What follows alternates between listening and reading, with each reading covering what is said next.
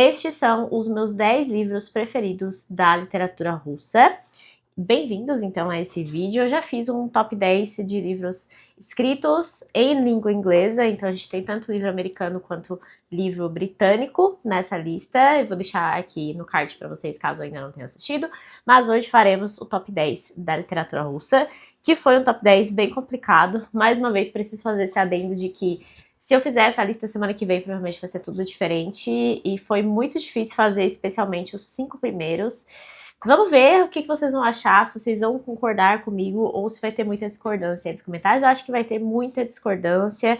Acho que a lista aqui ficou um pouco polêmica em alguns pontos, mas vamos lá para esse top 10 então. Queria inclusive fazer o adendo que eu estou até uniformizada, né? Porque eu estou aqui com o meu moletom da Literadices, que tem os nomes dos escritores russos. Então já fica aí a dica, eu vou deixar o link para vocês na descrição também dessa estampa aqui que eu adoro particularmente. Mas vamos lá. Em 10º lugar, temos um conto de um dos escritores mais importantes da literatura russa, um dos pioneiros da grande literatura, da era de ouro da literatura russa do século XIX. Estou falando de Nikolai Gogol, e quem está em 10º lugar aqui é o conto dele, Diário de um Louco. Eu tenho aqui nessa coletânea Clássicos do Conto Russo. Pensei muito em colocar ou o Nariz ou o Diário de um Louco aqui do Gogol na lista, porque Almas Mortas não foi um livro que me cativou muito. Eu já li Taras Bulba, dele não foi uma experiência muito boa, mas esses dois contos para mim são fenomenais e Diário de um Louco ficou na frente porque é um conto espetacular. A gente acompanha a cabeça de uma pessoa enlouquecendo e a gente acha meio cômico no início, mas a coisa vai ficando tão trágica e pesada assim, e é tão impactante. Eu fiquei com um impacto muito grande quando eu li esse conto, e faz, eu acho que uns 2, 3 anos que eu li, acho que 2 anos e meio por aí, e até hoje ele me ressoa muito como um dos contos mais impressionantes que eu já li, de todos os contos que eu já li. Eu não gosto muito, inclusive, de narrativas curtas assim, até contos ou novelas não são, assim, o que eu mais gosto de ler. Eu gosto mesmo de um romanção, se for calhamaço, melhor ainda, vai ter muito calhamaço ainda nessa pilha. Mas eu achei esse conto de uma sensibilidade incrível, e eu particularmente gosto mais do Gogol quando ele escreve conto, quando ele escreve narrativa curta. Então, deu certo aí para o 10º lugar ficar com Nikolai Gogol e seu Diário de um Louco. Recomendo muito, é uma leitura muito rápida que você pode fazer aí uma tarde, uma noite. É tranquilo de ler, mas é muito impactante. Seguindo aí nas narrativas mais curtas, vou trazer um grande escritor e que vai aparecer mais vezes aqui nessa lista, e uma das novelas mais bonitas que eu já li. Eu acho que das novelas de Lev Tolstói, porque é ele que vai aparecer aqui, é a que eu mais gosto e é a que eu já li e reli também. Provavelmente vou passar a minha vida relendo. Estou falando de Felicidade Conjugal, que tá aqui nessa coletânea que eu tenho das novelas do Tolstói. Eu gosto muito mais de Felicidade Conjugal do que de A Morte de Ivan Ilitch, eu confesso. A Morte de Ivan Ilitch também é uma grande novela, né? Uma leitura maravilhosa, mas o impacto que eu tive foi maior com Felicidade Conjugal, porque basicamente a gente tem aqui um casal e a gente tem a história narrada do ponto de vista da mulher, o que isso pra mim é uma coisa impressionante da técnica literária de Lev Tolstói. Então aqui a gente acompanha esse amadurecimento dela, essa paixão dela. Então ela vai se casar com um homem ali que é mais velho, que é amigo do pai dela. Quando o pai dela falece, ela fica meio aos cuidados desse homem também, e eles constroem ali um relacionamento. Ela sempre morou no interior e com ele ela vai pra capital e começa a se deslumbrar com a atenção que ela recebe, com as roupas, com a música, com as festas, os bailes. E ele observa tudo aquilo e meio que tenta colocar ela num caminho mais adequado naquele casamento. Ela vai sofrer de algumas desilusões consigo mesma. Então a gente observa nessa pequena narrativa o amadurecimento de um casal e como que é essa formação do casamento, a formação da felicidade no casamento. E é uma história tão bonita, assim, de uma simplicidade tão bela, que eu gosto bastante de recomendar aqui, Felicidade Conjugal. Agora a gente vai começar com um problema, porque na 8ª colocação eu vou colocar um livro que é preferido de muita gente. Muita gente colocaria no 1º lugar, eu tenho certeza absoluta, mas que está em 8º lugar na minha lista. Vamos ver se vocês vão ouvir aí os meus comentários em relação às próximas colocações, vocês vão entender. Mas enfim, estou falando de Crime e Castigo, de Dostoiévski, que eu coloco na minha 8ª posição. Esse livro não é o meu livro preferido de Dostoiévski, tem mais 2 dele aqui nessa lista ainda, então, né, vai aparecer bastante Dostoiévski, não me matem, mas Crime e Castigo foi um livro que eu já li e reli. O meu ponto é o seguinte, é um livro espetacular, muito profundo, muito impactante, um final que você nunca mais vai esquecer, e tem tanta coisa, tanta filosofia, é um romance psicológico, é um livraço, mas eu acho que ele perde um pouco o impacto na releitura.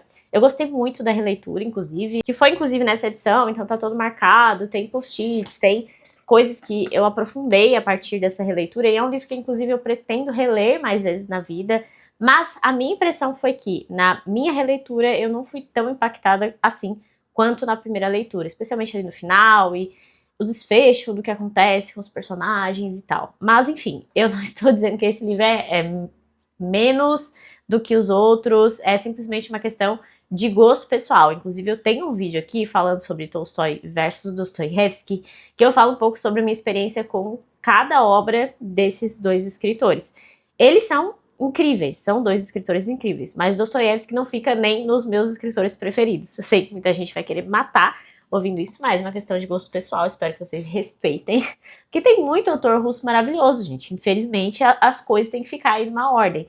E a partir aqui dessa colocação, só tem um livro que, na minha opinião, é nota 5, máximo de estrelas possível, perfeito, então, sabe, teve essa questão de gosto pessoal e de preferência do estilo do autor, do estilo de escrita, tudo isso pesou aqui no meu top 10 e é uma questão de preferência pessoal mesmo. Eu tenho, inclusive, uma resenha de Crime e Castigo, que eu acho que é antiguinha, mas deu para sintetizar bem os principais pensamentos, eu trouxe alguns textos de apoio, eu acho que ficou um vídeo bem legal, mesmo sendo um vídeo mais antiguinho. E, para me redimir com vocês, o 7º lugar aqui da minha lista de top 10 também é Dostoiévski. E é simplesmente acho que foi o melhor conto que eu já li na minha vida. Sem brincadeira, assim, foi o conto que, pra mim, eu li aquilo ali e pensei, não tem como melhorar isso aqui. Isso aqui é um conto perfeito. E eu estou falando de O Sonho de um Homem Ridículo, do Dostoiévski, que tem aqui, né, nessa coletânea, tem A Dócil e O Sonho de um Homem Ridículo. Não gostei tanto, assim, da Dócil, mas O Sonho de um Homem Ridículo é um texto, assim... Aqui nessa edição, deixa eu ver quantas páginas que ele tem, ó, vai dar 90 até a 120, tem tipo 30 páginas. E tá todo marcado, todo grifado, porque é tudo tão bonito e tão profundo. E basicamente aqui a gente tem uma pessoa à beira de tirar a própria vida. E antes de fazer isso, ele vai encontrar uma menina chorando, pedindo ajuda. Ele vai pra casa, ele ignora totalmente essa menina, ele vai pra casa, ele dorme, tem um sonho que vai mostrar pra ele um mundo ideal.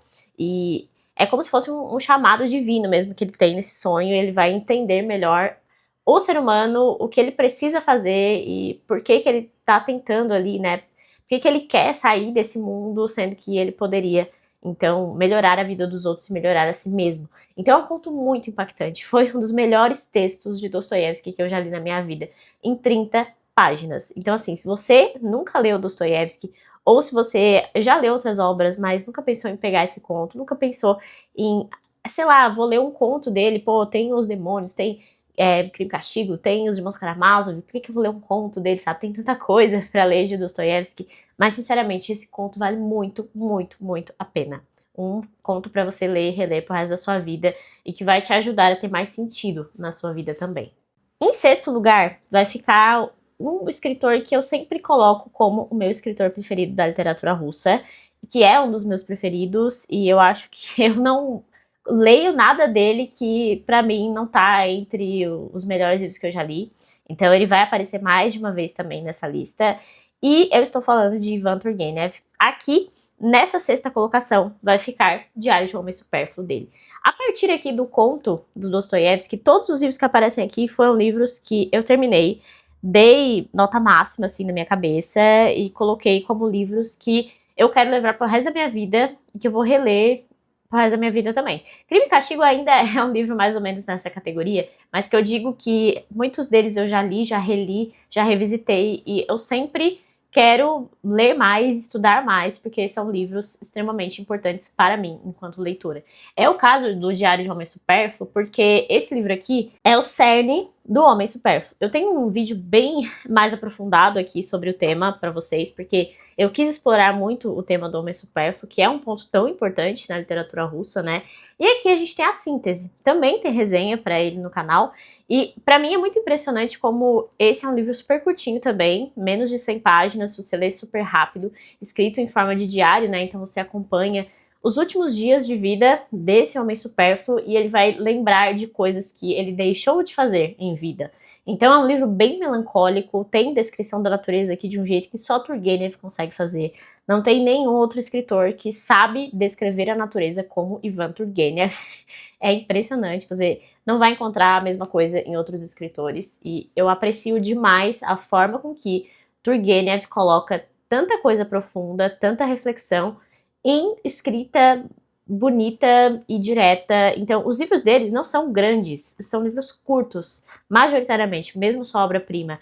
Então, ele traz muita coisa em poucas palavras. E é como se fosse um pouco a ideia do Hemingway de Ponta do Iceberg, né? Ele tá aqui mostrando pra gente os últimos dias de um homem que representa toda uma persona que a gente encontra no século XIX da Rússia. São menos de 100 páginas, a gente acompanha ali um episódio específico da vida dele, mas aqui, nessas menos de 100 páginas, a gente tem essa síntese inteira. Então, para mim, o Turgenev consegue sintetizar as coisas de um jeito impressionante. É isso que a gente encontra aqui no Diário de um Homem Supérfluo. Em quinto lugar, vai ficar um livro que talvez destoe um pouco dessa lista, porque ele não é bem um livro de ficção, mas ele também não é necessariamente um livro de não ficção. Ele fica meio num limbo literário que considerando a importância dele, considerando o quão impactante esse livro é, né, o impacto para mim, eu sempre falo que o livro é impactante porque o impacto, o que o livro me marcou é o mais importante na hora de pensar numa lista de livros preferidos. Eu sempre vou dizer isso aqui, né, não é uma questão de forma, não é uma questão só de enredo, é uma questão do quão marcante foi esse livro na minha vida literária. Então eu acho que esse livro merece também, eu já li e já reli. E é um livro tão profundo e tão cru, enfim, é espetacular e é um tema que você precisa ler. Você não pode passar a sua vida sem ler Arquipélago Gulag de Solzhenitsyn, então por isso que ele vai ficar aqui na quinta colocação. Apesar de não ser um livro de ficção, aqui atrás a gente tem que ele é um experimento de investigação artística. Então ele é um livro diferente de tudo que você vai ver. Por quê? Porque o Solzhenitsyn passou muito tempo nos campos de concentração soviéticos, nos gulags. Inclusive o livro mais famoso dele, assim, né, no sentido de trazer prestígio inicial para ele, é Um Dia na Vida de Ivan Denisovich, que conta um dia na vida desse personagem, que é quase uma autobiografia dele de um dia no campo de concentração soviético, no Gulag. E aqui, ele meio que, depois, né, desse sucesso inicial com o Ivan Denisovich, ele recebe muitas cartas, ele encontra muitas pessoas, ele ouve muitos relatos, e aqui ele vai tentar sintetizar tudo isso. Então a gente tem aqui histórias que não necessariamente aconteceram com uma pessoa específica, então não dá pra dizer que é um relato, não dá pra dizer que é não ficção, mas ele tá trazendo aqui histórias que ele sabe que são reais, que ele viu acontecer, que outras pessoas contaram pra ele, né, enfim. Não é necessariamente, então, uma investigação histórica, mas é uma investigação literária e é um livro, assim, que vai ter trecho que vai ficar pro resto da sua vida ali com você. Vai ter acontecimentos aqui que vão te marcar para sempre. E esse é um livro necessário, você precisa ler esse livro. Então, eu achei que ele merecia estar aqui nessa lista e quando eu fui colocar ele numa ordem, ele tem que estar nesse top 5, porque é esse impacto que ele tem na minha vida literária, de trechos assim que falam sobre política, que falam sobre a alma humana, que falam sobre bem e mal. Isso num livro em que o mal está escancarado pra gente, né? Então eu acho que trazer tudo isso com essa sensibilidade faz o Solzhenitsyn um escritor espetacular. Lembrando que aqui a gente tem uma versão condensada, né? Na verdade são 3 volumes. Então no inglês tem a versão estendida e aqui a gente tem uma versão condensada, mas foi uma versão aprovada mesmo, né, pelo autor, com o auxílio também da esposa dele. Então aqui você já tem muita coisa para te deixar impactado pro resto da vida. E eu queria muito trazer aqui para recomendar a leitura desse livro para vocês, porque ele é muito necessário. Agora a coisa começa a ficar difícil, porque a gente entra no top 4, né, os 4 melhores livros aqui, depois vai ter o top 3, enfim, vamos lá. Em quarto lugar, Turgenev vai aparecer de novo com a sua obra-prima. Esse livro aqui, olha, passeou nesse top 5 em várias posições, mas eu segui meu coração aqui na hora de fazer esse top, esse top 5 especialmente, e ficou em quarto lugar, então, Pais e Filhos, do Turgenev, que é a obra-prima do escritor. Eu quero reler, assim, porque eu tenho certeza que na minha primeira leitura eu não peguei muitas coisas. Porque, como eu falei, Turgenev escreve um livro, assim, desse tamanho, diferente, assim, dos calhamaços, que os 3 próximos serão calhamaços, mas aqui ele constrói ideias filosóficas que vão ficar, né, para a posteridade, que vão ser estudadas depois. Então, o termo niilismo, um personagem que é o Bazarov, que sintetiza o niilismo, e várias outras questões, né, questão geracional, como está no próprio título do livro. E no final aqui dessa edição tem um texto do próprio Turgenev comparando Don Quixote e Hamlet, que é um texto espetacular também. Turgenev era não só um escritor incrível, mas um grande pensador, um grande intelectual. Então, quando ele traz essas histórias, ele traz muito mais do que apenas uma história, apenas um enredo. E isso, para mim, é algo que é muito importante na literatura. Quando eu vejo um escritor que não só está trazendo uma história, mas ele está preocupado com o mundo que ele vive e com a posteridade, né? Porque não basta você fazer um livro falando sobre a situação política no seu país hoje e achar que aquilo ali vai ficar para os próximos décadas, próximos séculos para alguém estudar. Quando você faz um livro como esse aqui, você traz ideias que foram importantes na sua época, que continuam importantes para a posteridade e que também vão ser fontes de estudo por muito tempo. Você sempre pode retomar, né? Então aqui a gente tem essa história desse personagem que vai trazer o Bazarov, ele vai para a universidade, se não me engano, preciso reler esse livro, né? Aí ele volta para casa do pai e ele traz o Bazarov, que é esse personagem extremamente niilista, que vai travar discussões ali, especialmente com o tio do personagem principal, que mora na mesma casa. Eles vão ter discussões políticas, filosóficas, e o Bazarov, ele tem essa ideia do nada, né? Então, nada importa, tudo é permitido. Depois vai ser tão explorado também por Dostoiévski, esse tema do niilismo. Mas foi aqui que começou. Então, o Turgenev tem esse ponto de ser um grande visionário nesses temas e nessas coisas que eu gosto tanto de ler e de estudar também. Top 3, hein? Chegamos no top 3. Um top 3 muito difícil de fazer, que eu acho que vai surpreender e não surpreender em alguns pontos. E em terceiro lugar, Dostoiévski vem de novo. Veja só que Dostoiévski é o autor que mais aparece nessa lista, né? Então não me matem. Eu só não coloquei ele em primeiro e em segundo, mas ele tá aqui. E é claro que vai aparecer aqui o meu romance preferido de Dostoiévski. Ainda faltam alguns romances para eu ler, mas até o momento nenhum bateu os demônios, que é esse romance aqui, que vai justamente trazer tudo que o Turgenev traz assim na superfície. Só que aqui a gente vai entrar na cabeça dos niilistas, a gente vai entrar na cabeça dos revolucionários. Então, esse livro é uma viagem, assim, pela mente humana de um jeito perturbador.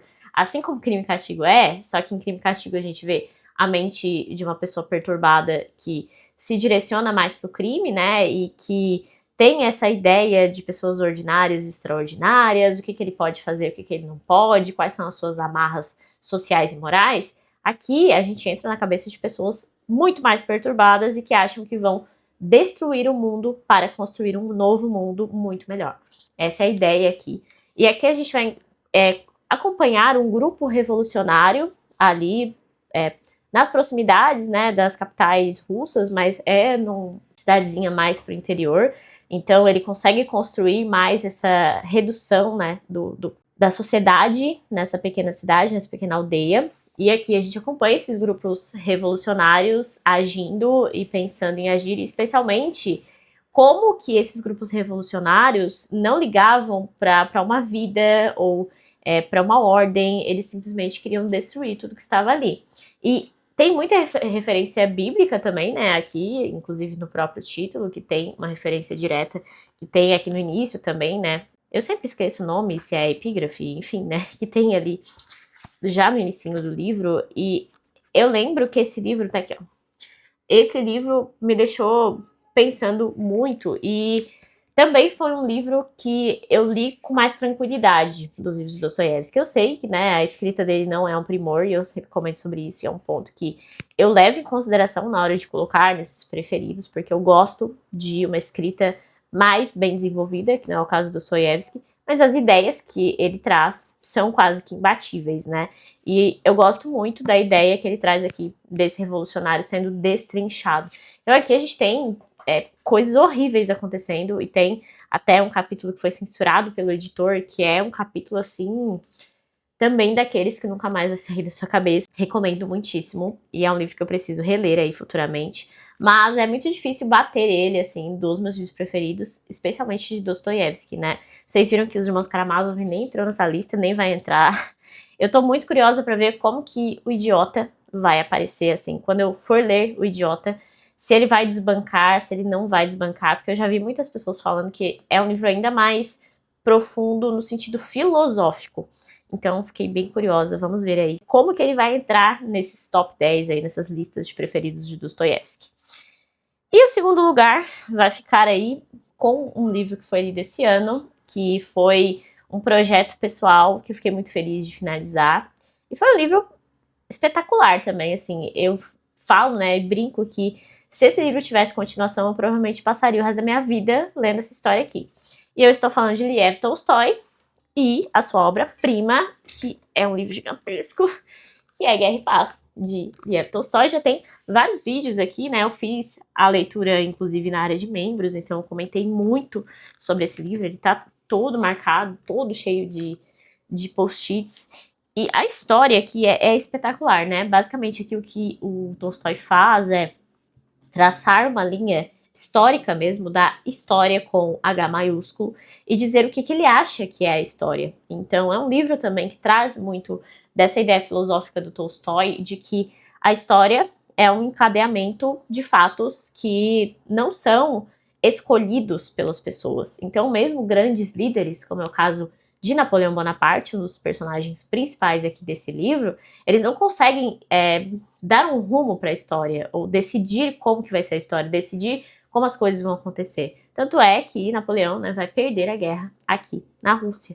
Então aqui a gente também tem alguns ideais aí de personagens de homem supérfluo, de personagens que representam pureza, de personagens que representam o mal, e Tolstói adora, né, trazer esses personagens que representam o mal. Mas, assim, é um livro incrível em muitas camadas, e é até difícil da gente sintetizar o tanto de coisa incrível que você encontra nesse livro. Vou recomendar especialmente, né, o vídeo que eu fiz sobre Guerra e Paz, porque eu fiz um vídeo explicando como foi a minha experiência de leitura, que foi uma experiência espetacular. Por isso que ele tá aqui em segundo lugar.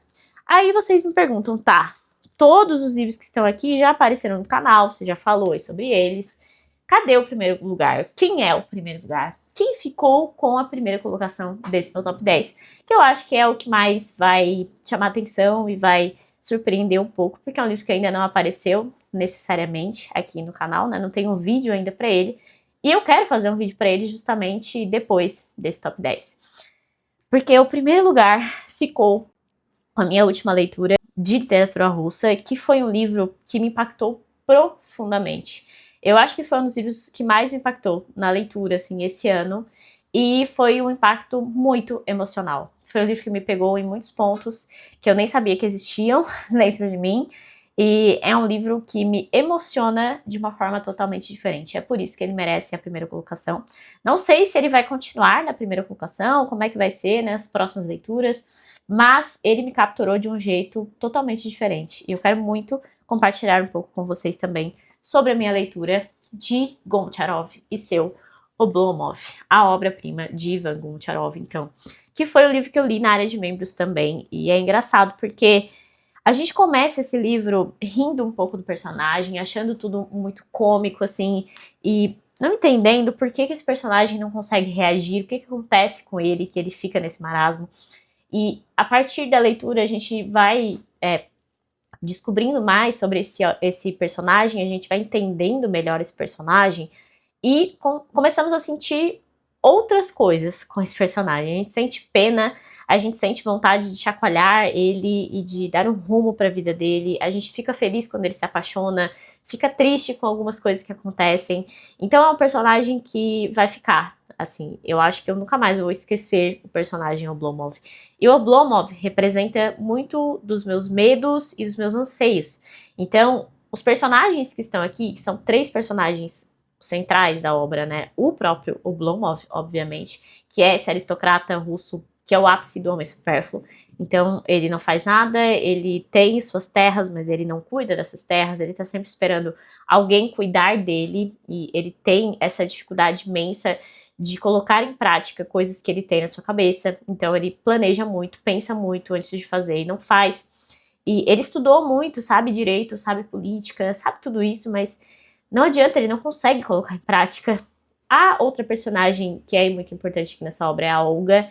A Olga é o contrário de Oblomov, ela tem muita vivacidade, ela é uma jovem, assim, que ficou órfã muito cedo também, é cuidada ali por uma tia, e ela tem muitas ideias, ela quer estudar sobre tudo, aprender sobre tudo, e, enfim, ela tem essa ânsia gigantesca por fazer, por estar sempre em movimento.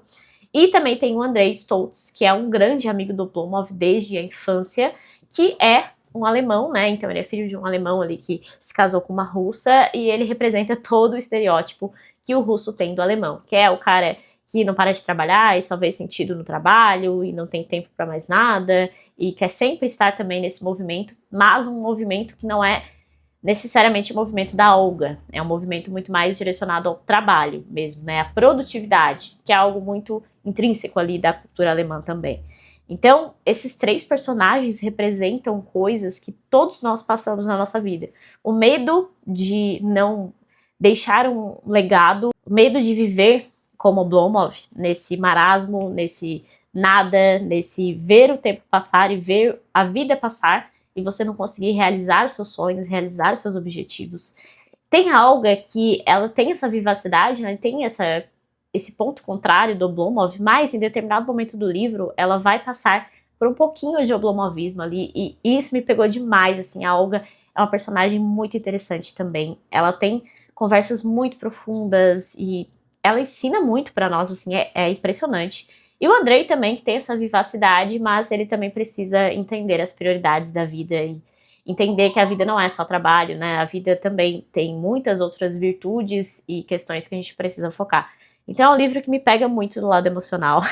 Pra mim é exatamente o tipo de livro que vai ficar comigo, que eu vou levar comigo e que eu vou pensar muito na minha vida sempre a partir dessa leitura. Então é um livro que eu recomendo demais, assim. Eu sei que não é todo mundo que vai gostar, porque ele tem umas partes mais arrastadas, e ele tem esse personagem, né, que algumas pessoas não se identificam com ele em nenhum momento e não gostam dele mesmo. Mas pra mim, eu amei esse livro a ponto de ele desbancar todos os outros. Então assim, nem eu esperava que isso fosse acontecer, mas quando eu terminei o Oblomov, eu pensei, cara, eu não posso não colocar ele em primeiro lugar, porque foi isso, assim, é simplesmente impacto emocional. Pra vocês terem uma ideia, até é difícil explicar, né, mas é um impacto emocional gigantesco que Tolstói e Dostoiévski não conseguiram deixar em mim, mas Goncharov conseguiu. Então eu espero que a gente tenha mais obras dele, né, aqui no Brasil a gente só tem o Oblomov e a gente possa ter mais contato com ele, porque que escrita sensacional. Enfim, recomendo muito pra vocês. Se vocês nunca tiveram vontade de ler o Oblomov e não sabiam muito bem do que se tratava, enfim, recomendo muitíssimo. Simplesmente foi uma das minhas melhores leituras desse ano. Conseguiu desbancar Guerra e Paz, que até o momento eu achava ser a minha melhor leitura do ano. Acho que, não sei se algum livro vai desbancar Guerra e Paz. Aí chegou, o Oblomov e desbancou. Então, enfim. E se você quiser acompanhar essa leitura comigo, né, eu fiz esses vídeos específicos na área de membros, então é só assinar a área de membros de leitura de ficção que você vai ter acesso a todos os vídeos dessa playlist. Mas eu quero muito trazer uma resenha só para ele, para falar um pouco mais e aprofundar esses tópicos, né, que eu já mencionei aqui brevemente. Bom, é isso. Esses foram os meus 10 livros preferidos de literatura russa. Espero que vocês tenham colocado mais livros aí na lista de vocês, de lista de desejos, livros que vocês querem ler a partir aqui dessa lista. Não me matem aí pela ordem, porque, né, se você gosta mais de um ou de outro, deixa aí seu top 10, top 5, fica à vontade nos comentários, vamos trocar mais livros de literatura russa. mas esses aqui foram 10 livros que me impactaram de um jeito diferente e que eu acho que eu vou levar pro resto da minha vida. Então eu espero que tenham gostado. Se você gostou do vídeo, deixa sua curtida. Lembre-se de se inscrever no canal, que isso me ajuda bastante, hypar o vídeo, compartilhar com alguém que gosta de literatura russa também. E até o próximo vídeo.